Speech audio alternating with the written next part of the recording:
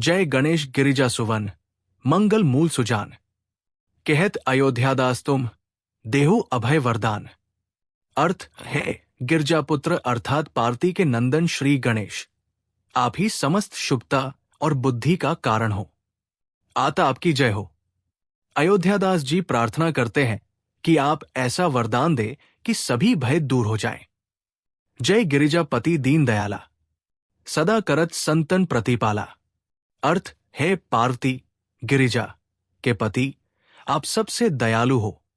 आपकी जय हो, आप हमेशा साधु संतों की रक्षा करते हो। भाल चंद्रमा सोहतनी के, कानन कुंडल नागफनी के।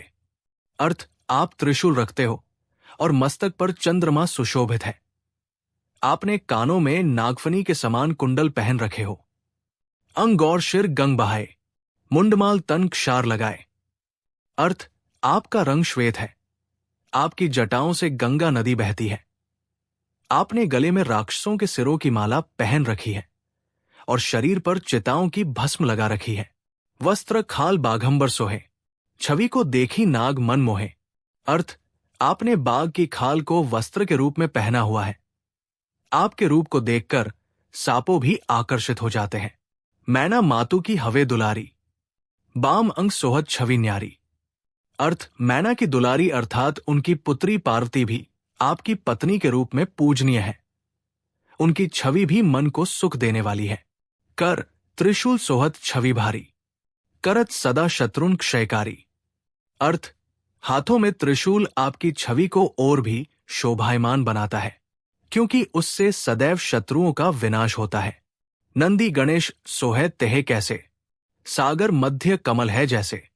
अर्थ आपके पास में आपकी सवारी नंदी व पुत्र गणेश इस तरह दिखाई दे रहे हैं जैसे कि समुद्र के मध्य में दो कमल खिल रहे हो। कार्तिक श्याम और गणराव, या छवि को कही जात न काओ। अर्थ कार्तिकेय और अन्य गणों की उपस्थिति से आपकी छवि ऐसी बनती है कि कोई उनका बखान नहीं कर सकता।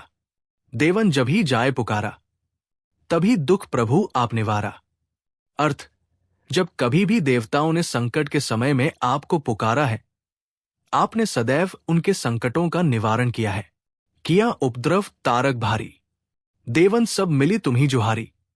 अर्थ जब तारकासुर नामक राक्षस ने देवताओं पर अत्यधिक अत्याचार किए, तब सभी देवतागण उससे छुटकारा पाने के लिए आपकी शरण में चले आए। तुरत षडानन आप पठायो, लवनिमेष में मारी गिरायो। अर्थ देवताओं के आग्रह पर आपने तुरंत अपने बड़े पुत्र कार्तिक षडानन को वहां भेजा और उन्होंने बिना देरी किए उस पापी राक्षस का वध कर दिया।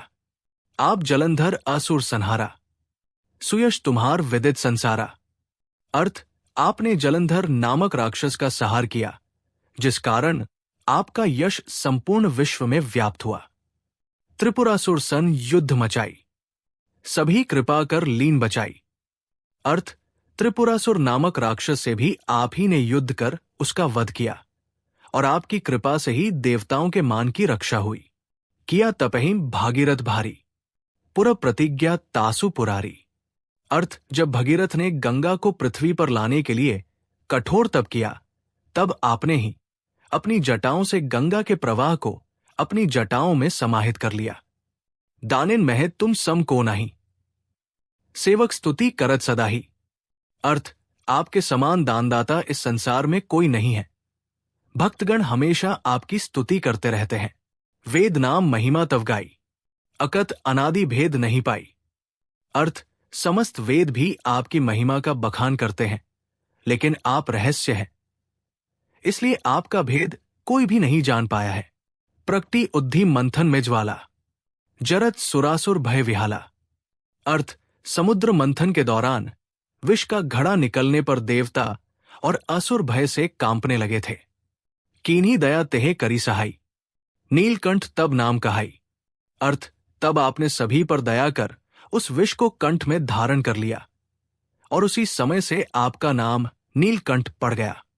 पूजन रामचंद्र जब कीन्हा, जीत के लंक विभीषण दीन्हा। अर्थ लंका पर चढ़ाई करने से पूर्व श्रीराम ने तमिलनाडु के रामेश्वरम में आपकी पूजा की थी और उसके बाद उन्होंने लंका पर विजय प्राप्त कर विभीषण को वहां का राजा बनाया था। सहज कमल में हो रहे धारी, कीन परीक्षा तभी पुरारी। अर्थ, जब श्रीराम आपकी पूजा अर्चना कर रहे थे और आपको कमल के पुष्प अर्पित कर रहे थे, तब आपने उनकी परीक्षा लेनी चाहिए। एक कमल प्रभु राखेव जोई, कमल नयन पूजन चेहे सोई। अर्थ, आपने उन कमल पुष्पों में से एक कमल का पुष्प छुपा दिया। तब श्रीराम ने अपने नेत्र रूपी कमल से आपकी पूजा शुरू की। कठिन भक्ति देखी प्रभु शंकर, भय प्रसन्न दिए इच्छित वर। अर्थ, श्रीराम की ऐसी कठोर भक्ति को देखकर आप अत्यधिक प्रसन्न हुए और आपने उन्हें मनचाहा वरदान दिया। जय जय जय अनंत अविनाशी, करत कृपा सबके घटवासी। अर्थ, हे भोलेनाथ, आपकी जय हो, जय हो, जय हो। आपका कोई आदिअंत नहीं है, आपका विनाश नहीं किया जा सकता है। आप सभी के ऊपर अपनी कृपा दृष्टि ऐसे ही बनाए रखो। दुष्ट सकल नित मोही सतावै, भ्रमत रहो मोही चैन न आवे। अर्थ, बुरे विचार हमेशा मेरे मन को कष्ट पहुंचाते हैं और जिससे मेरा मन हमेशा भ्रमित रहता है और मुझे क्षण मात्र भी चैन नहीं मिलता। त्राही त्राही में नाथ पुकारो, यही अवसर मोही आन उबारो। अर्थ, इस संकट की स्थिति में मैं आपका ही नाम पुकारता हूं। इस संकट के समय आप ही मेरा उद्धार कर सकते हैं। लै त्रिशूल शत्रुन को मारो, संकट से मोही आन उबारो। अर्थ, आप अपने त्रिशूल से मेरे शत्रुओं का नाश कर दो और मुझे संकट से बाहर निकालो। मात पिता भ्राता सब होई, संकट में पूछत नहीं कोई। अर्थ, माता, पिता, भाई आदि सभी सुख के ही साथी हैं, लेकिन संकट आने पर हमें कोई नहीं पूछता। स्वामी एक है आस तुम्हारी, आए हरहु मम संकट भारी। अर्थ, इसलिए है भोलेनाथ, मुझे केवल आपसे ही आशा है कि आप आकर मेरे संकटों का निवारण करेंगे। धन निर्धन को देत सदाही, जो कोई जांचे सो फल पाही। अर्थ, आप हमेशा निर्धन व्यक्तियों को धन देकर उनकी आर्थिक समस्या को दूर करते हैं। जो कोई आपकी जैसी भक्ति करता है उसे वैसा ही फल प्राप्त होता है। अस्तुति के ही विधि करे तुम्हारी, क्षम हो नाथ अब चूक हमारी। अर्थ, आपकी पूजा करने की विधि क्या है, इसके बारे में हमें कम ज्ञान है, इसलिए यदि हमसे किसी प्रकार की कोई भूल हो जाए तो कृपया करके हमारी भूल को माफ कर दे। शंकर हो संकट के नाशन, मंगल कारण विघ्न विनाशन। अर्थ, हे भगवान शंकर, आप ही सभी संकटों का नाश करने वाले हो, आप ही सभी का मंगल करने वाले हो, आप ही विघ्नों का नाश करने वाले हो। योगी यति मुनि ध्यान लगावे, शारद नारद शीश नवावे। अर्थ, सभी योगी मुनि आपका ही ध्यान करते हैं और नारद व मां सरस्वती आपके सामने अपना शीश नवाते हैं। नमो नमो जय नमः शिवाय, सुर ब्रह्मादिक पार न पाए। अर्थ, आपका ध्यान करने का मूल मंत्र ओम नमः शिवाय। इस मंत्र का जाप करके भी सभी देवता और भगवान ब्रह्मा भी पार नहीं पा सकते हैं। जो ये पाठ करे मन लाई, ता पर होत है शंभु सहाई। अर्थ, जो भी भक्त सच्चे मन से इस शिव चालीसा का पाठ कर लेते हैं उन पर भोलेनाथ की कृपा अवश्य होती है। निया जो कोई हो अधिकारी, पाठ करे सो पावनहारी। अर्थ, जो भी भक्त शिव चालीसा का पाठ करता है वो सभी प्रकार के ऋणों से मुक्त हो जाता है और वो तनाव मुक्त महसूस करता है। पुत्रहीन कर इच्छा जोई, निश्चय शिव प्रसाद ते ही होई। अर्थ, यदि किसी दंपति को संतान प्राप्ति नहीं हो रही है तो निश्चय ही शिव की कृपा से उसे पुत्र की प्राप्ति होगी। पंडित त्रयोदशी को लावे, ध्यान पूर्वक होम करावे। अर्थ, प्रत्येक माह की त्रयोदशी के दिन अपने घर में पंडित को बुलाकर शिव चालीसा का पाठ व हवन करवाना चाहिए। त्रयोदशी व्रत करे हमेशा, ताकि तन नहीं रहे कलेशा। अर्थ, जो भी भक्त त्रयोदशी के दिन आपका व्रत करता है उसका तन हमेशा निरोगी रहता है। धूप दीप नैवेद्य चढ़ावे, शंकर सम्मुख पाठ सुनावे।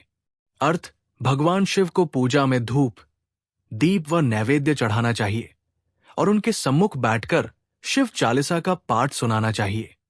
जन्म जन्म के पाप नसावे, अंत धाम शिवपुर में पावे।